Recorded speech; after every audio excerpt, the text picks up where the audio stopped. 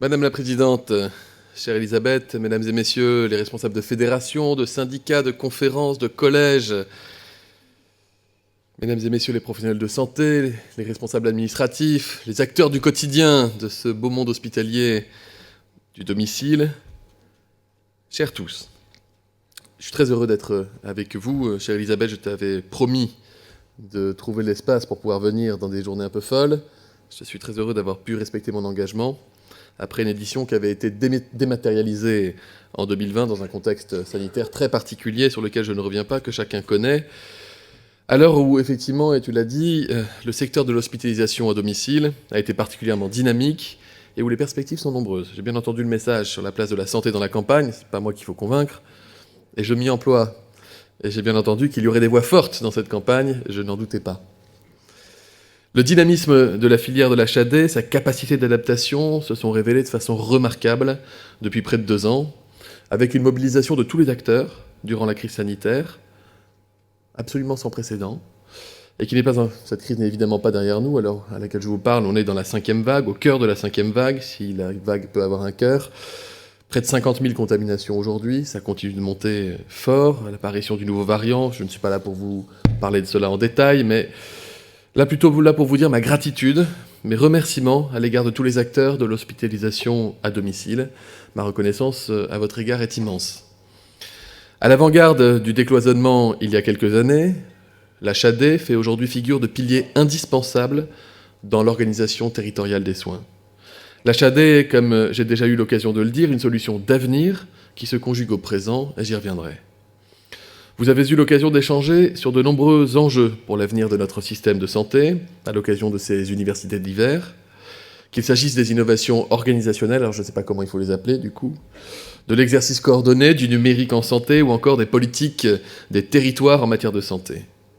Merci pour les mots, chère Elisabeth, à l'égard de mes équipes, qu'il s'agisse des équipes du ministère ou de l'administration centrale, et évidemment des ARS. Je salue le président de l'ARS Bourgogne-Franche-Comté qui est là. Merci parce que tout le monde est à la tâche, tout le monde est au charbon. Je suis un passionné de la santé.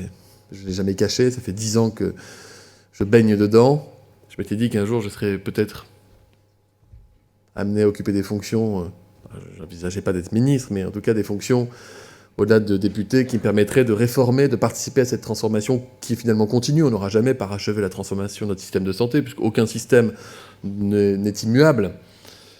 Et quand je suis arrivé au poste de ministre il y a bientôt 2 ans, je me suis dit, il y a tant à faire. Et puis il y a eu la crise sanitaire.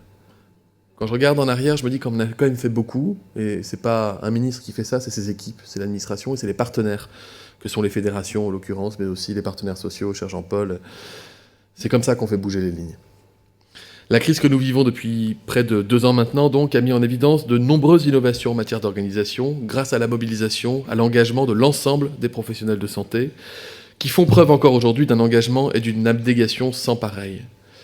La situation à l'hôpital, oui, est tendue, tu l'as rappelé, avec des difficultés en matière de ressources humaines qui ont été évoquées, une fatigue grandissante des personnels soignants. Je le sais aussi, je ne l'esquive pas, je ne l'élude pas.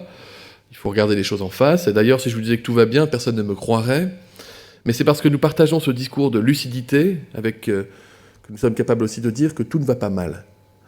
Et aussi, quand on regarde à l'étranger, la situation est finalement assez similaire. Je regardais l'Allemagne qui a près de 10% de lits de soins critiques qui sont fermés, la Suède qui a près d'une maternité sur 2 qui est en grand péril, en Italie, l'Espagne, partout. Je discute avec mes homologues ministres de la Santé et la crise évidemment a impacté, il y a un effet conjoncturel très fort, le fonctionnement des établissements de santé avec de la lassitude, de la fatigue. Mais merci pour les mots sur la nécessité absolue d'avoir aussi un discours positif sur l'hôpital avec un grand H, parce qu'on n'attire pas à l'hôpital si on a un discours sans arrêt dégradant et péjoratif, et surtout que ça ne traduit pas ce que je vois à chacun de mes déplacements. Je serai demain à Angoulême avec le Premier ministre, et à chaque déplacement, je vois de l'énergie folle. Je vois des gens qui s'engagent, qui s'investissent, qui disent « Nous, on est là, on a les mains dans le cambouis, on croit à nos outils de travail, on sait pourquoi un jour on a endossé la blouse ou l'habit de directeur ou de cadre administratif, et cette passion, elle ne nous a pas quittés. C'est pareil pour moi. » C'est collectivement que nous tiendrons dans les semaines qui arrivent, avec cette situation sanitaire qui va nous mobiliser chaque jour davantage, et les virus hivernaux, la bronchiolite qui est encore en cours d'ascension, hélas, et puis la grippe dont les premiers cas graves ont été enregistrés déjà dans notre pays. À court terme, c'est clair, il n'y a pas de baguette magique, et celles et ceux qui se lamentent sur la situation de l'hôpital aujourd'hui sont souvent ceux d'ailleurs qui n'ont pas agi nécessairement dans le sens qu'il fallait hier. Nous avons, je le crois, j'en suis même convaincu, agi fortement. Mais nous devons avoir la lucidité collective de reconnaître que nous ne recueillerons les fruits demain et qu'aujourd'hui, nous devons encore tenir. Quand je dis que nous avons agi, je pense bien sûr au Ségur de la santé à l'été 2020. Ce Ségur de la santé auquel la FNEAD a activement contribué, je souhaite lui rendre hommage. C'est un engagement sans précédent, près de 30 milliards d'euros sur l'année écoulée, pour revaloriser ceux qui soignent, réinvestir dans notre système de santé, transformer le fonctionnement et la gouvernance des hôpitaux et les collaborations territoriales au service des patients. Près de 10 milliards ont été consacrés et le seront chaque année désormais à la revalorisation de celles et ceux qui soignent. Pour tous les agents hospitaliers, il y a un avant, il y a un après Ségur. Quand on regarde la case en bas, à droite de la feuille de paye. C'est une fierté collective, c'était juste, c'était nécessaire, c'était attendu. Et je pense d'avoir permis cette revalorisation qui atteint en fin de carrière plus de 530 € mensuels pour une infirmière. Face aux tensions que l'on rencontre actuellement, je lancerai une campagne de communication sur les métiers du soin en début d'année pour sensibiliser les jeunes et encourager les candidatures les plus pertinentes sur Parcoursup. En disant cela, j'ai regardé les chiffres sur Parcoursup cette année. La première formation demandée, infirmière, 687 000 demandes. La deuxième formation demandée, médecin, 660 000 demandes. Les vocations sont là.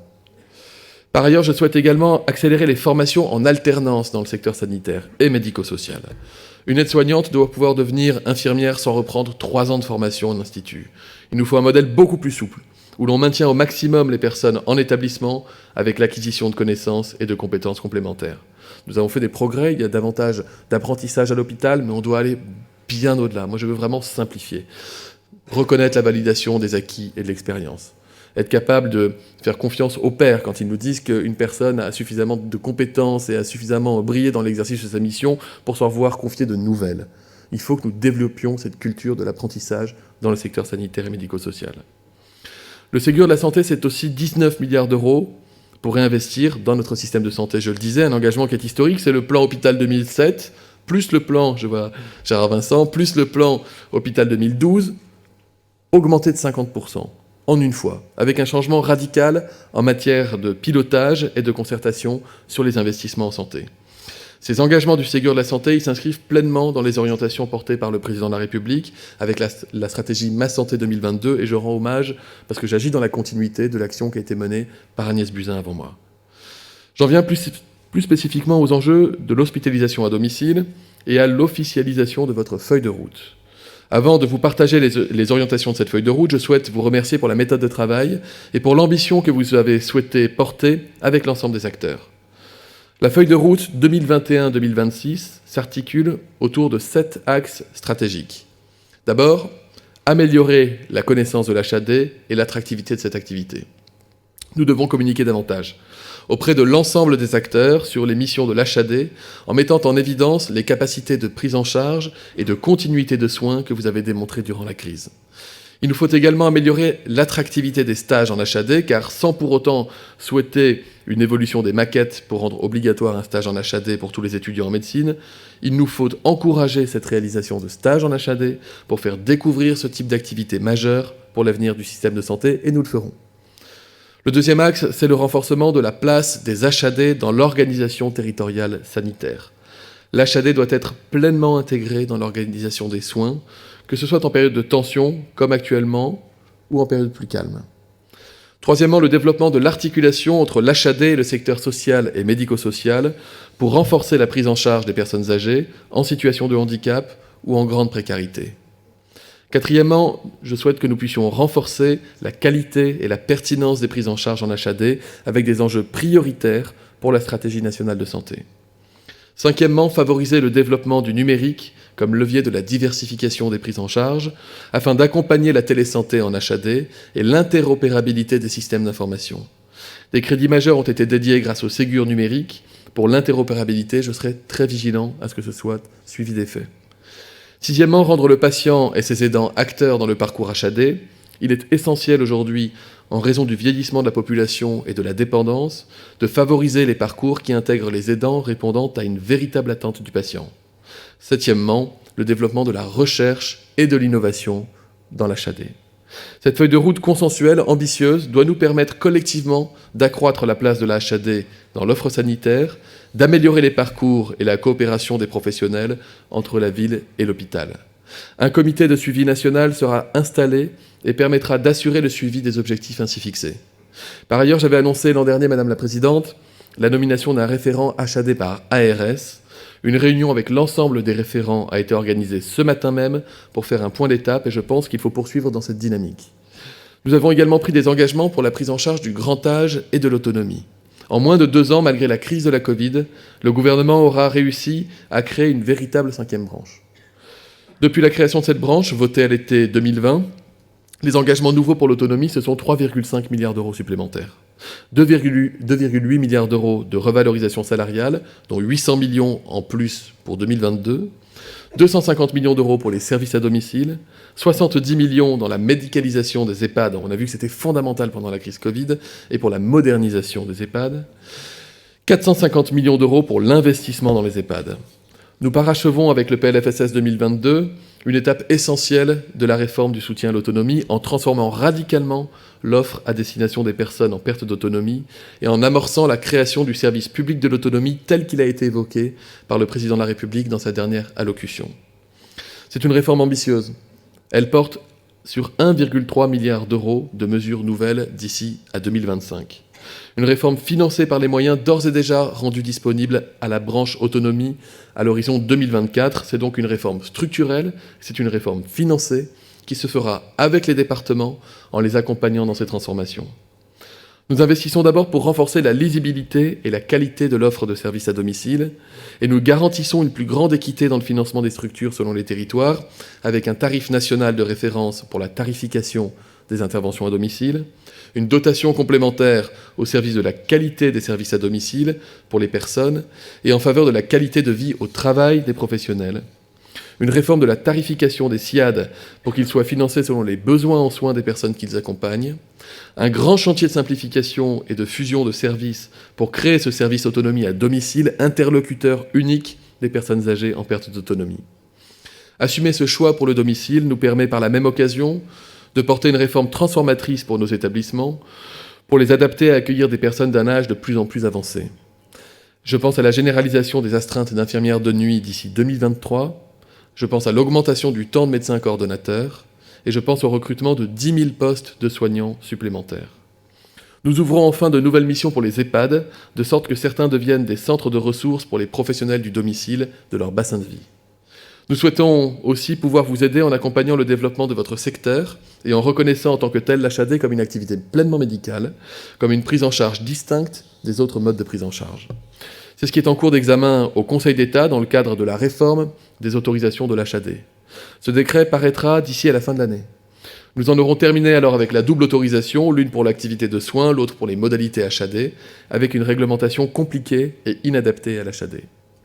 Désormais, nous aurons créé une activité de soins HAD en tant que telle, reconnue comme un mode de prise en charge en soi, en assouplissant les règles pour bien prendre en compte l'activité de certains établissements spécialisés en HAD.